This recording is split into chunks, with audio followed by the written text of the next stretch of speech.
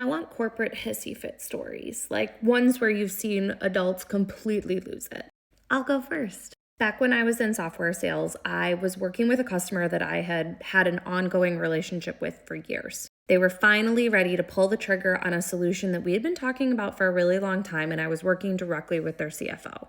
These were not new concepts. We had been talking about them for a long time, but they were finally ready to make a decision. And I remember him calling me after 5 o'clock one day while I was doing a workout and staying on the phone with him for over an hour, explaining the difference in scope between the two options that they had in front of them. At the end of that conversation, he told me that they were going to go with option one, which was the cheaper, lower end solution, and to send over the paperwork. Fast forward a month, we're ready to kick off the project, and I can't be there for the very first part of the kickoff.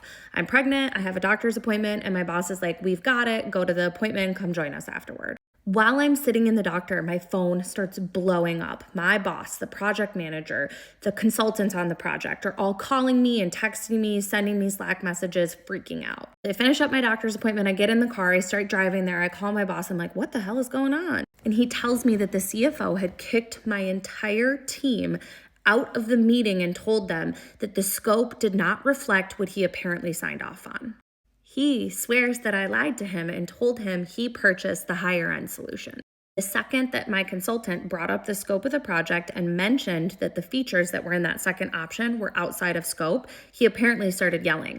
So I get there, we go into the boardroom with the CFO, a couple of people on their team, and it's me and my boss sitting across the table from them. And I start off the conversation with, "I'm so sorry if there was a miscommunication. I didn't mean to mislead you at all." He proceeds to have the biggest hissy fit I have seen to this point in the corporate world.